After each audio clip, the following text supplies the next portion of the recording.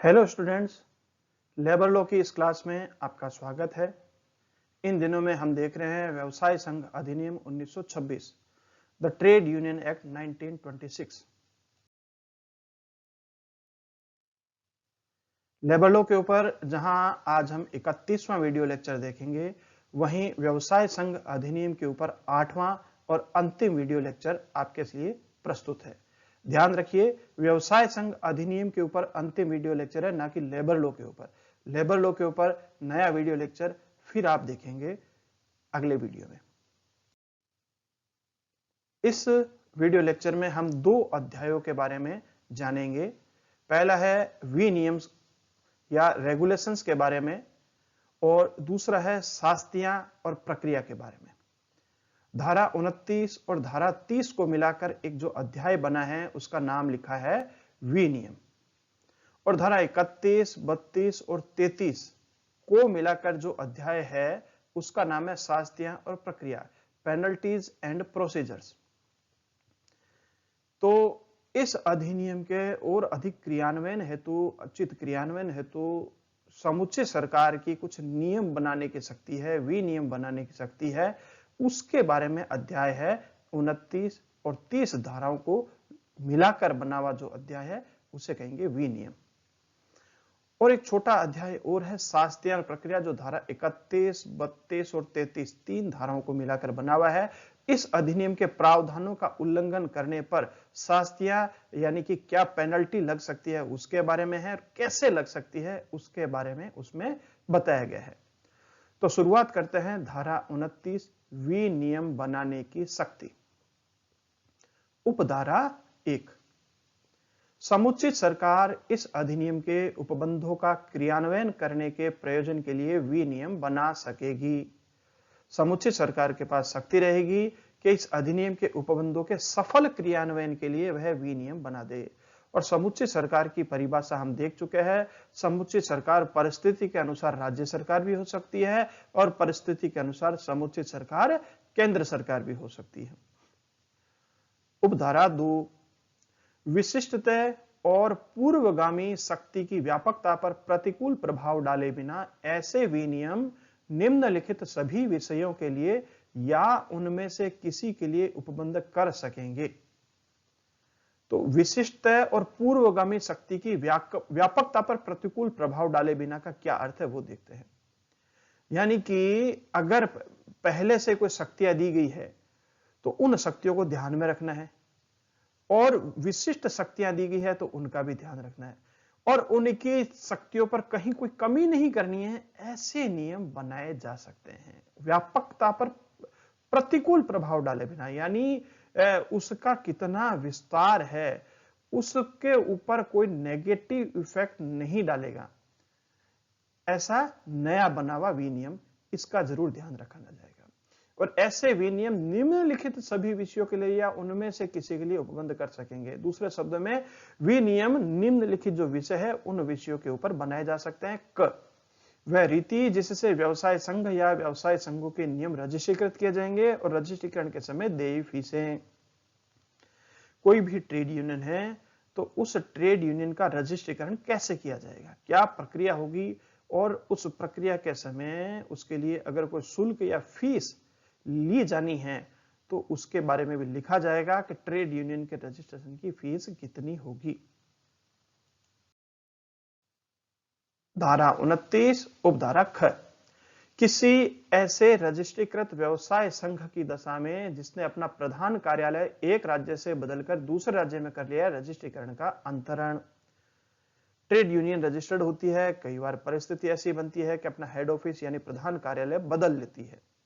तो प्रधान कार्यालय जब भी बदल दिया जाएगा और दूसरे राज्य में शिफ्ट कर लिया जाता है, ट्रांसफर कर लिया जाता है, तो ऐसी स्थिति में रजिस्ट्रेशन का भी ट्रांसफर करने के बारे में समुचित सरकार विनियम बना सकती है कि किस तरह से एक राज्य से निकलकर ट्रेड यूनियन दूसरे राज्य जाने पर उसका नया रजिस्ट्रेशन किया जाएगा, या दूसरे शब्दों में रजिस्ट्रेशन का ट्रांसफर कैसे किया जाएगा उसके बारे में विनियम बनाने की शक्ति समुचित सरकार के पास होगी।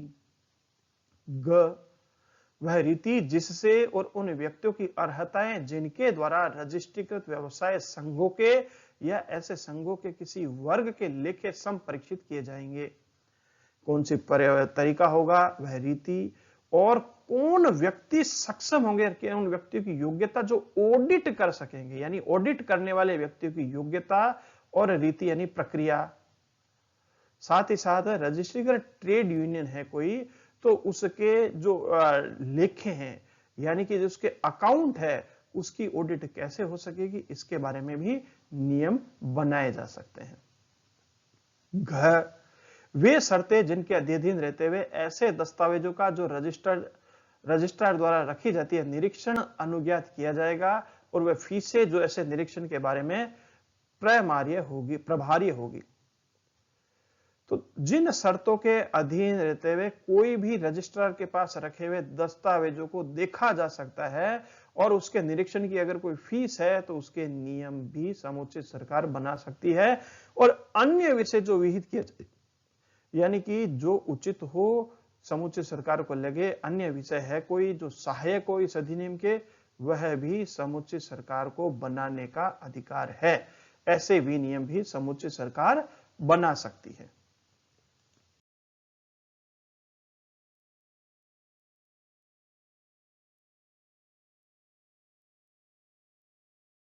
धारा 22 उपधारा 3, केंद्रीय सरकार द्वारा धारा 22 की उपधारा 1 के अधीन निकाली गई प्रत्येक अधिसूचना और उसके द्वारा उपधारा 1 के अधीन बनाया गया प्रत्येक विनियम उसके निकाले जाने या बनाए जाने के पश्चात यथाशीघ्र संसद के प्रत्येक सदन के समक्ष जब वह सत्र में हो कुल 30 दिन की अवधि के लिए रखा जाएगा।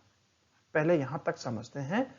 धारा 22 में हमने पहले पढ़ा था कि धारा 22 में यह व्यवस्था की गई है कि कोई भी ट्रेड यूनियन है उसके पदाधिकारियों की संख्या के बारे में समुचित सरकार नियम बना सकती है। साथ ही साथ उसमें यह भी लिखा गया था कि अगर ट्रेड यूनियन ऐसे है जिसमें कुछ सदस्य तो किसी निश्चित उद्योग के हैं और कुछ बाहरी सदस्य है तो उनका अनुपात कितना होगा उसके बारे में भी समुचित सरकार की नियम बनाने की शक्ति है।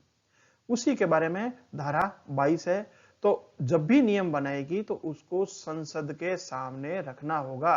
कब रखना होगा? जब भी समुचित सरकार ने ऐसे नियम बनाए हैं उसको बनाने के 30 दिन की अवधि के लिए 30 दिन के भीतर उसको रखना होगा संसद के सामने। 30 दिन की अवधि के लिए रखा जाता है। आगे देखते हैं। यह अवधि एक सत्र में अथवा 2 या अधिक अनुक्रमिक सत्रों में पूरी हो सकेगी।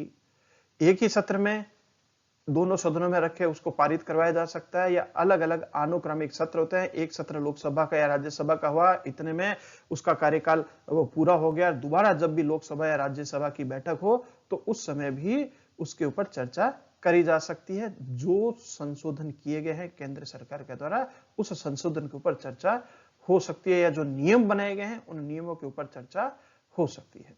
नियम जो धारा 22 के अंतर्गत बनाए गए हैं। आगे देखते हैं। यदि उस सत्र के या पूर्वोक्त अनुक्रमिक सत्रों के ठीक बाद के सत्र के अवसान के पूर्व दोनों सदन उस अधिसूचना या विनियम में कोई परिवर्तन करने के लिए सहमत हो जाए तो तत्पश्चात वैसे परिवर्तित रूप में ही प्रभावी होगा। समुचित सरकार ने तो कुछ नियम बनाए थे, लेकिन जब उसे संसद के सामने रखा गया तो चाहे लोकसभा में या राज्यसभा से कोई भी संशोधन प्रस्ताव आया और वह पास हो गया, और पास होने के परिणाम स्वरूप जो भी धारा 22 के अंतर्गत नियम या अधिसूचना बनाए गए थे अब उसमें परिवर्तन कर दिया गया है। और अगर ऐसा परिवर्तन संसद के दोनों सदनों द्वारा हो गया है और दोनों सदन उस परिवर्तन पर सहमत हो गए हैं तो ऐसी स्थिति में अब वह परिवर्तित रूप से ही प्रभावी माना जाएगा। आगे देखते हैं। यदि उक्त अवसान के पूर्व दोनों सदन सहमत हो जाए कि अधिसूचना नहीं निकाली जानी चाहिए अर्थात विनियम नहीं बनाया जाना चाहिए तो तत्पश्चात निष्प्रभावी हो जाएगा। अब संसद ने यह माना कि ये जो नियम बनाए ये बनने ही नहीं चाहिए तो ऐसी स्थिति में वो आगे से प्रभावी नहीं रहेंगे और उस समय के बाद में अपना प्रभाव खो देंगे। लेकिन किंतु अधिसूचना या विनियम के ऐसे परिवर्तन या निष्प्रभावी होने से उसके अधीन पहले की गई किसी बात की विधि मान्यता पर प्रतिकूल प्रभाव नहीं पड़ेगा। समुचित सरकार ने तो अनुच्छेद 22 के अंतर्गत अधिसूचना निकाल दी थी। और अधिसूचना निकालने के बाद में उसको संसद के पटल के पास रखा, लेकिन तब तक समय लगा। इस बीच में जो समूचे सरकार ने नियम बनाए थे उनके आधार पर कार्य होता रहा, और बाद में जब सदन के सामने रखा गया तो सदन ने उन नियमों को निरस्त कर दिया। तो यहां पर एक संवैधानिक संकट खड़ा हो सकता है कि अब यहां पर जो भी नियम केंद्र सरकार के थे उन्हें तो निरस्त कर दिया, तो अब तक जो उन नियमों के आधार पर काम कर दिया गया उसका क्या किया जाए। तो उस भ्रम को बचाने के लिए, यानी भ्रम पैदा ही न हो उससे पहले ही एक सेविंग क्लोज रखकर धारा 29 की उपधारा 3 में लिख लिया गया है कि कोई भी अधिसूचना या विनियम में परिवर्तन किया गया और बाद में वह निष्प्रभावी हो जाता है, तो जिस दिन निष्प्रभाव इस बीच अगर कोई कार्य कर लिया गया है तो उन नियमों की विधि मान्यता पर कोई प्रतिकूल प्रभाव नहीं पड़ेगा।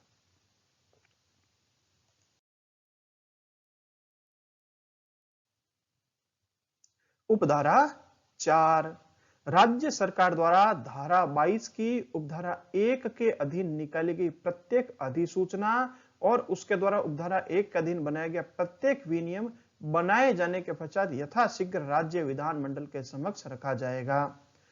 समुचित सरकार अगर केंद्र सरकार है तब तो केंद्र सरकार संसद के सामने रखेगी, और समुचित सरकार अगर राज्य सरकार है तो राज्य सरकार उसको विधानमंडल के सामने रखी जाएगी, और विधानमंडल भी वही प्रक्रिया अपनाएगा जो कि संसद अपनाती है, यानी वो उसको चाहे तो उसके ऊपर विचार करके जो संशोधन किया गया है उसको स्वीकार कर सकती है।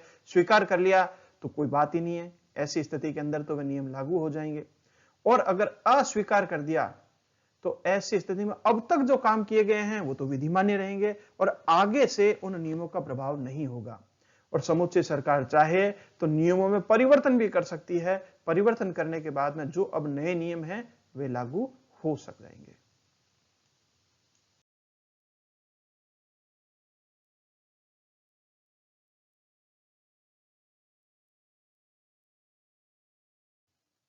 धारा 30 विनियमों का प्रकाशन। धारा 29 द्वारा प्रदत्त विनियम बनाने की शक्ति इस शर्त के अधीन है कि विनियम पूर्व प्रकाशन के पश्चात बनाए जाएं। जो भी नियम लागू होने हैं पहले उनका प्रकाशन होगा, उसके बाद की प्रकाशन के बाद की किसी तारीख को वो लागू होंगे नियम। इस तरह का प्रावधान रखा है धारा 30 की उपधारा 1 ने। क्या 29 के अंदर जो विनियम बनाने की शक्ति है वो तो रहेगी, लेकिन पहले प्रकाशन करना पड़ेगा और प्रकाशन के बाद की किसी तिथि से वे लागू होंगे, पूर्व प्रकाशन के पश्चात बनाए जाएंगे। साधारण खंड अधिनियम 1897, यानी इसको जनरल क्लोजेज एक्ट भी बोलते हैं, जनरल क्लोजेज एक्ट 1897 की धारा 23 के खंड 3 के अनुसार विनिर्दिष्ट किए जाने वाली तारीख जिसके पश्चात उन विनियमों के प्रारूप पर विचार किया जाएगा जो बनाए जाने के लिए प्रस्तापित हो, उस तारीख से 3 मास से कम की न होगी, जिसको प्रस्तापित विनियमों का प्रारूप सर्वसाधारण की जानकारी के लिए प्रकाशित किया गया है। यानी कि प्रकाशन के कम से कम 3 महीने का समय दिया जाएगा, 3 महीने का एक नोटिस दिया जाएगा और उस 3 महीने के प्रकाशन के बाद में ही वह सर्वसाधारण के लिए लागू होंगे। इस प्रकार बनाए गए विनियम शासकीय राजपत्र में प्रकाशित किए जाएंगे और ऐसा प्रकाशन हो जाने पर इस प्रकार प्रभावी होंगे मानो वह इस अधिनियम में अधिनियमित किए गए हो। जो भी इस तरह के रेगुलेशन बनाए जाएंगे उसको गवर्नमेंट का जो ऑफिशियल गजट होता है उसमें भी पब्लिश किए जाएंगे। उसमें पब्लिश होने के बाद में वह ऐसे ही प्रभावी हो जाएंगे जैसे एक्ट का एक भाग है या इस अधिनियम में ही अधिनियमित किए गए। इस तरह से ऐसे विनियमों को प्रकाशन कर दिया जाएगा। इसी के साथ ही जो पहला भाग है इस वीडियो लेक्चर का विनियम का वो यहीं समाप्त होता है।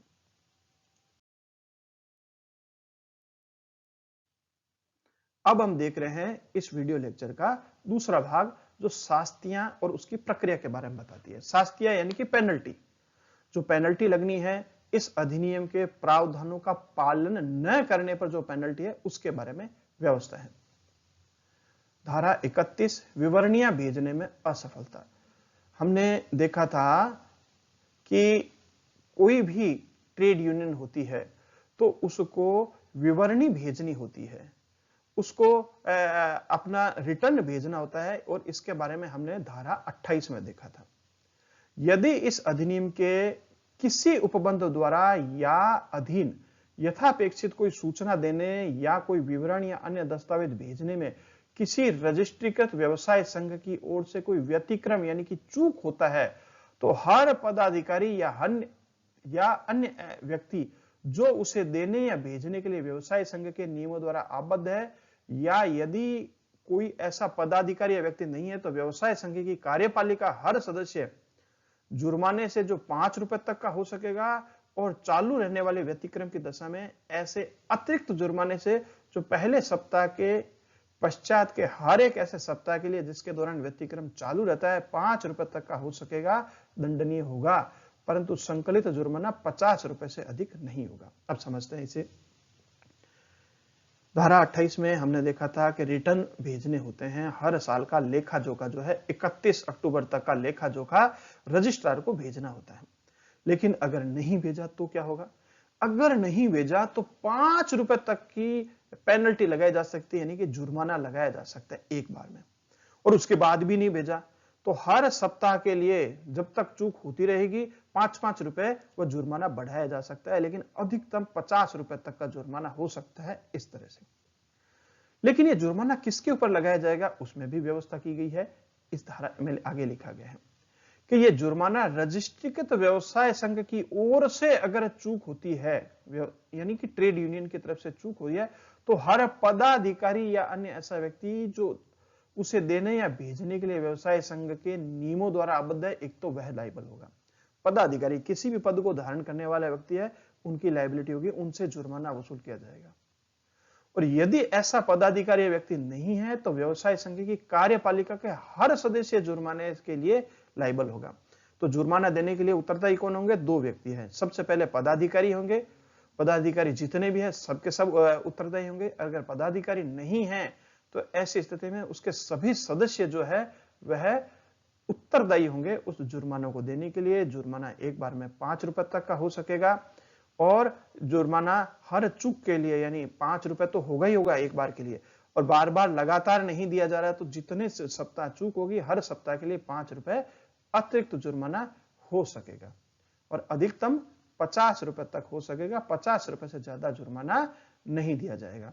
तो इस तरह से ये धारा 31 बताती है कि जो रिटर्न्स है वह 31 दिसंबर तक हर हालत में रजिस्ट्रार को भेजने ही होंगे, उसके बारे में व्यवस्था की गई है। और एक बार इन नियमों का पालन नहीं किया तो यह नैतिक अपराध की श्रेणी में भी आ सकेगा, और नैतिक अपराध होने पर आप जानते हैं कि ट्रेड यूनियन के पदाधिकारी जो है उस पद को धारण करने की योग्यता से भी वंचित किए जा सकते हैं। ये उनका निर्रहता भी मानी जा सकती है। लेकिन ऐसा तभी होगा जब उन्होंने जानबूझकर नहीं भेजा। अगर भूलवश या अनजाने वश में अगर रिटर्न में कोई चूक हो गई है तो उसे क्षमा किया जा सकता है, लेकिन यह तथ्य और परिस्थितियों का विषय होगा।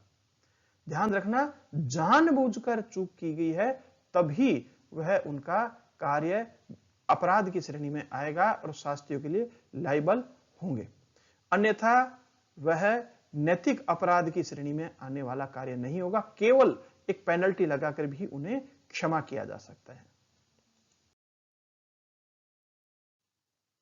धारा 31 की उपधारा 2, कोई भी व्यक्ति जो धारा 28 के अधीन अपेक्षित साधारण विवरण में जानबूझकर कोई मिथ्या प्रविष्टि करेगा या कराएगा, या उनमें से कोई लोप करेगा या कराएगा, या नियमों की या नियमों के परिवर्तन की उस प्रतिलिपि में जो उस धारा के अधीन रजिस्ट्रार को भेजी गई हो कोई मिथ्या प्रविष्टि करेगा या कराएगा, या उनमें से कोई लोप करेगा या कराएगा, जुर्माने से जो 500 रुपए तक का हो सकेगा, दंडनीय होगा। कोई भी व्यक्ति रजिस्ट्रार के पास में धारा 28 के अंतर्गत कोई विवरणी देता है, विवरणी यानी रिटर्न्स देता है, तो रिटर्न में कोई झूठी सूचना प्रविष्टि करेगा, मिथ्या प्रविष्टि करेगा या करवाएगा, कोई ऑफिसर है तो, या जानबूझकर किसी सूचना का लोप यानी कि उसको छिपाएगा, लोप करेगा, चूक करेगा, जानबूझकर कुछ चीजों को छुपा लिया, या ऐसा दूसरों से करवाता है, या नियमों में कोई परिवर्तन किया गया तो परिवर्तन की उस प्रतिलिपि में जो रजिस्ट्रार को भेजी गई है उसके अंदर नियमों को जो परिवर्तन किया है उसमें किसी तथ्य को छिपा लिया है या झूठा दे दिया है, मिथ्या यानी झूठी प्रविष्टि करी है या किसी से करवाई है, या नियमों में जो परिवर्तन किया गया उसमें से किसी चीज को छिपा लिया है, या स्वयं छिपाया, या दूसरों से ऐसा कहा है या दूसरों से करवाया है, तो 500 रुपए तक का जुर्माना हो सकेगा। उपधारा 1 में तो हमने ये देखा था विवरणियां भेजी नहीं है तब तो 5 रुपए तक का हो सकेगा, लेकिन अगर जानबूझकर झूठी सूचना दी है तो 500 रुपए तक का जुर्माना लगाया जा सकता है।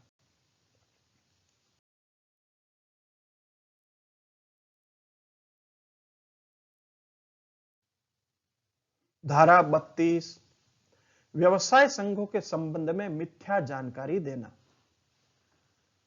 ट्रेड यूनियन के बारे में मिथ्या यानी कि झूठी जानकारी देना, गलत जानकारी देना।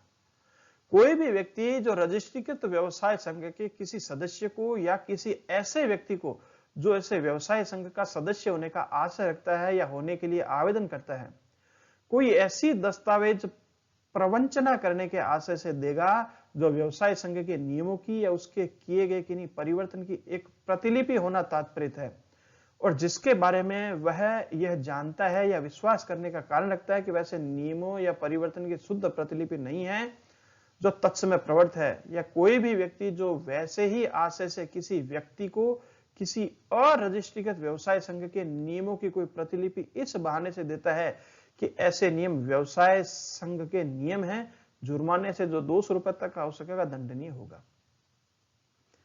तो यह कहता है कि रजिस्ट्रीकृत व्यवसाय संघ का कोई भी सदस्य है, ठीक है, कोई भी रजिस्ट्रीकृत व्यवसाय संघ का सदस्य और किसी ऐसे व्यक्ति को यानी प्राइवेट पर्सन को।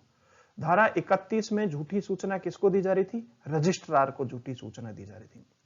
और धारा 32 के अंतर्गत रजिस्ट्रीकृत व्यवसाय संघ का कोई भी सदस्य, उसमें पदाधिकारी भी आ जाएगा, किसी अन्य व्यक्ति को, या अन्य व्यक्ति का मतलब रजिस्ट्रार से भिन्न कोई व्यक्ति होगा, अन्य व्यक्ति को जो व्यवसाय संघ का सदस्य होने का आशय रखता है या होने के लिए आवेदन करता है, या दूसरे शब्दों में ऐसा व्यक्ति जो ट्रेड यूनियन का सदस्य बनना चाहता है, कोई ऐसी दस्तावेज प्रवंचना करने के आशय से देगा उस नए सदस्य को ऐसी दस्तावेज दिखाई जो व्यवसाय संघ के नियमों की या उसमें किए गए किन्हीं परिवर्तन की एक प्रतिलिपि होना तात्पर्य है, और उसको जो डॉक्यूमेंट बताया उसमें बताया कि सब व्यवसाय संघ के नियम ये हैं, जबकि वास्तव में नहीं है। बताया क्या कि ये है व्यवसाय संघ के नियम, या उन नियमों को ऐसा परिवर्तन कर दिया गया, ऐसा झूठा कोई दस्तावेज दिखाता है, जबकि ऐसा वास्तव में नहीं है। जिसके बारे में वह जानता है या विश्वास करने का कारण रखता है कि वैसे नियमों या परिवर्तन की शुद्ध प्रतिलिपि नहीं है, और साथ ही साथ वह जानता है या विश्वास करने का कारण रखता है कि जो डॉक्यूमेंट वो किसी नए सदस्य को दिखा रहा है वो गलत है, जो तत्समय प्रवर्त है यानी किसी भी कानून के खिलाफ हो रहा है, इस तरह के हैं, या शुद्ध प्रतिलिपि नहीं है, या कोई भी व्यक्ति जो ऐसे आशय से किसी व्यक्ति को किसी अरजिस्ट्रीकृत व्यवसाय संघ के नियमों की कोई प्रति इस बहाने से देगा कि ऐसे नियम रजिस्ट्रीकृत व्यवसाय संघ के नियम हैं, जुर्माने से जो 200 रुपए तक की हो सकेगी या दंडनीय होगा। कोई भी व्यक्ति किसी भी व्यक्ति को, अब यहां किसी भी व्यक्ति का मतलब ऐसा व्यक्ति भी आ गया जो रजिस्ट्रीकृत व्यवसाय संघ से सदस्यता नहीं ले रहा है लेकिन किसी तरह से कोई ट्रांजैक्शन कर रहा है, कोई भी व्यक्ति, तो उसको अगर ऐसे झूठे दस्तावेज दिखाए जाते हैं कि साहब हमारी ट्रेड यूनियन तो रजिस्ट्रीकृत है तो नॉन रजिस्टर्ड, रजिस्टर्ड नहीं है, अनरजिस्टर्ड है, लेकिन डॉक्यूमेंट झूठे इस तरह के दिखा रहा है कि हमारी ट्रेड यूनियन तो एक रजिस्टर्ड ट्रेड यूनियन है, इस तरह के डॉक्यूमेंट किसी भी व्यक्ति को दिखाता है, इस तरह का कोई अपराध करने पर 200 रुपए तक का जुर्माना उसके ऊपर लगाया जा सकेगा, 200 रुपए तक के जुर्माने से दंडनीय होगा। धारा 33 अपराधों का संज्ञान। संज्ञान का मतलब होता है अपराधों को सुनवाई के लिए स्वीकार करना, या दूसरे शब्दों में जो मजिस्ट्रेट या न्यायालय किसी भी मामले को अपनी जानकारी में लेता है और सुनवाई के लिए उसको रख लेता है तो उसी को संज्ञान या कॉग्निजेंस बोलते हैं। तो धारा 33 की उपधारा एक प्रेसिडेंसी मजिस्ट्रेट या प्रथम वर्ग मजिस्ट्रेट के न्यायालय से और कोई भी न्यायालय इस अधिनियम के अधीन के किसी भी अपराध का विचारण नहीं करेगा। कोई भी अपराध हो गया है इस धारा इस अधिनियम के अंतर्गत, उसका विचार कौन करेगा? कम से कम प्रथम वर्ग न्यायिक मजिस्ट्रेट होगा और या फिर होगा महानगर मजिस्ट्रेट। महानगर मजिस्ट्रेट या प्रेसिडेंसी मजिस्ट्रेट। महानगर मजिस्ट्रेट के लिए सीआरपीसी के अंदर बताया गया है कि कम से कम 10 लाख की जहां जनसंख्या हो वहां पर राज्य सरकार उस क्षेत्र को महानगर क्षेत्र घोषित कर सकती है। ऐसी स्थिति में वहां पर जो प्रथम वर्ग न्यायिक मजिस्ट्रेट है उनका नाम वहां महानगर मजिस्ट्रेट हो जाता है। यहां प्रेसिडेंसी मजिस्ट्रेट से मतलब भी महानगर मजिस्ट्रेट से ही है। कोई भी न्यायालय इस अधिनियम के अधीन के किसी अपराध का संज्ञान तब तक नहीं करेगा जब तक कि उसका परिवाद रजिस्ट्रार द्वारा या उसके पूर्व मंजूरी से या धारा 32 के अधीन के अपराध की दशा में उस व्यक्ति द्वारा जिसे वह प्रतिलिपि दी गई उस तारीख से जिसको अपराध का किया जाना अभिकथित है 6 मास के भीतर ना किया गया हो। तो यहां धारा 33 की उपधारा 2 में बताया गया है कि जो भी परिवाद है वह किसके सामने किया जाएगा? प्रथम वर्ग मजिस्ट्रेट या महानगर मजिस्ट्रेट के सामने ही किया जाएगा। और कौन करेगा? रजिस्ट्रार के द्वारा ही किया जाएगा या रजिस्ट्रार की मंजूरी के बाद में ही। रजिस्ट्रार या तो स्वयं परिवादी हो या उसकी मंजूरी ले ली गई हो तभी उन अपराधों का संज्ञान किया जाएगा। इसी के साथ साथ एक और स्थिति दी गई है कि अगर कोई प्राइवेट पर्सन पीड़ित है। प्राइवेट पर्सन कौन हो सकता है? प्राइवेट पर्सन जो उसकी सदस्यता लेने का प्रयास कर रहा है ट्रेड यूनियन के, उसके सामने झूठे झूठे मिथ्या सपने दिखाए गए और वो उससे पीड़ित हुआ है। या कोई थर्ड पर्सन है जिसको कहा गया कि ट्रेड यूनियन रजिस्टर्ड है जबकि वास्तव में रजिस्टर्ड थी नहीं, और रजिस्ट्रीकृत ट्रेड यूनियन को रजिस्ट्रीकृत कर दिखाया गया और उससे वो व्यथित है। तो ऐसा थर्ड पर्सन भी अपराधों के संज्ञान करने के लिए प्रथम वर्ग मजिस्ट्रेट या महानगर मजिस्ट्रेट के सामने परिवाद कर सकता है, विचारण के लिए प्रार्थना पत्र लगा सकता है। लेकिन थर्ड पर्सन के लिए या कोई भी रजिस्ट्रार है, सबके लिए शर्त है कि जिस दिन ऐसा कार्य किया गया जिसमें नियमों का उल्लंघन किया गया या जिस दिन शास्ति के लिए लायबल हुआ है, दूसरे शब्दों में जिस दिन अपराध या गलत कार्य कर दिया गया उसके 6 मास के भीतर ही ये परिवाद दर्ज करना होगा। 6 मास के बाद में लिमिटेशन निकल जाएगी, उसके बाद में परिवाद के ऊपर सुनवाई नहीं की जाएगी। ये बात अलग है कि हाई कोर्ट और सुप्रीम कोर्ट की विशेष शक्ति है सुप्रीम कोर्ट के अनुच्छेद 136 के अंतर्गत कि वह कुछ भी कर सकती है 6 मास के बाद। 6 मास क्यों, 6 साल बाद भी अगर उसे उचित लगता है तो वह सुनवाई कर सकती है। लेकिन प्रथम वर्ग मजिस्ट्रेट और महानगर मजिस्ट्रेट की शक्ति नहीं है सामान्य स्थितियों में कि वह 6 मास के बाद में सुनवाई के लिए संज्ञान में ले।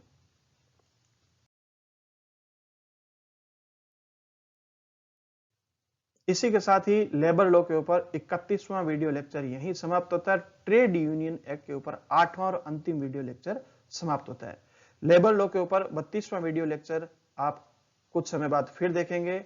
मैं भरत कुमार जाजड़ा इस वीडियो को देखने के लिए आपको बहुत बहुत धन्यवाद देता हूं।